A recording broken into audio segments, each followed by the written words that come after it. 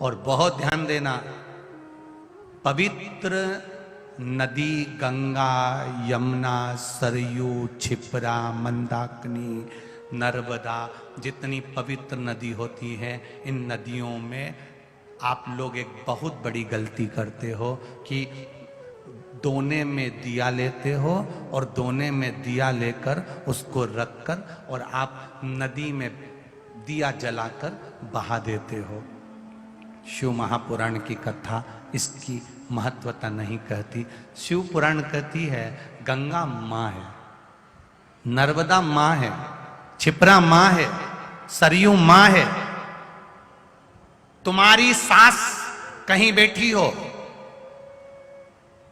एक काम करना, जैसे तुम गंगा जी में दिया रख देती हो पानी में, सरयू जी में दिया रख देती हो पानी में, उसी तरह सास के सिर पे दिया जला के धर दो। बोलो, धर सकते हो? जब धीरे धीरे दिए में आग लगेगी, दिया जलते जलते दोने में आग लगेगी, दोना जलेगा और तुम्हारी सास का फिर सिर जलना प्रारंभ होगा। अच्छा लगेगा? नहीं। गंगा में दिया छोड़ा, दिया जलते जलते हवा में दोना जला, दोना जला तो वो गंगा का जल में चोट पहुंची। गंगा कहती है तो पुण्य कमाने आई थी और मुझे आग लगा के जा रही है।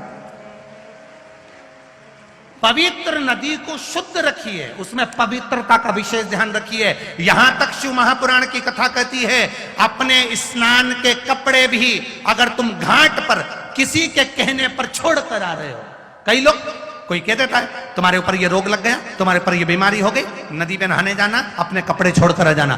पहले तो वो महाराज ढूंढो जिसने कहा कि पवित्र नदी पर अपने कपड़े छोड़कर आओ। नदी को हमेशा, पवित्र नदी को पवित्र रहने दो। मेरे राम जी जब चित्रकूट होते हुए चले गए, मेरे राम जी जब अयोध्या से लंका तक गए, बीच में इतनी पवित्र नदी पड़ी थी, मेरे राम जी ने एक जगह पर अपने वस्त्र को नहीं छोड़ा, न वस्त्र को पानी में निचोड़ा। मेरे राम जी ने स्नान करा, स्नान कर कर पानी ले जाकर दूर अपने वस्त्र को निचोड़ा, कहीं ये मेरे वस्त्र का पानी पवित्र नदी में ना चले जाए। वो मेरे राम थे जो मार्ग बताते जा रहे थे। और आज के जमाने में लोग, एक जनी ने दिया जला के छोड़ा, बड़ी खुश हुई, वो भेरिया, वो भेरिया, वो भेरिया, वो भेरिया, वो भेरिया, इतनी दूर तक चले गया। अब गंगा जी ने भी कह दिया अब की तो आ गई, अगली बार आ, अगली बार आ।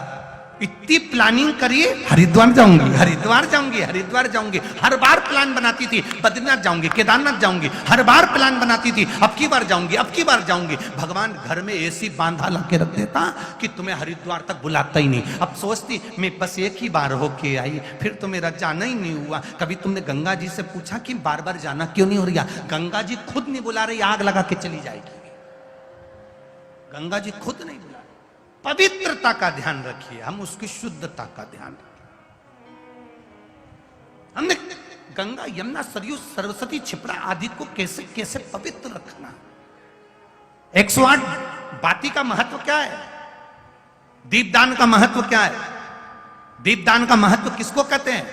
दीपदान कैसे करा जाता? कार्तिक के महीने में, नदी में नहीं, कार्तिक महीने में दीपदान करा जाता है। शिव पुराण कह रही है, शंकर भगवान की कथा कह रही है, शिव तत्व कह रहा है।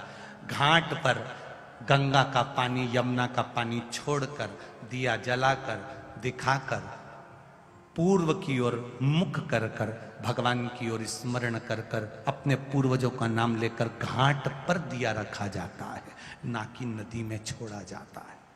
अब तुम तो इतने खुश होते हो कि नदी में छोड़ दिया, मैया ने ले लिया। मैया से तो पूछो कि उनकी हालत क्या है।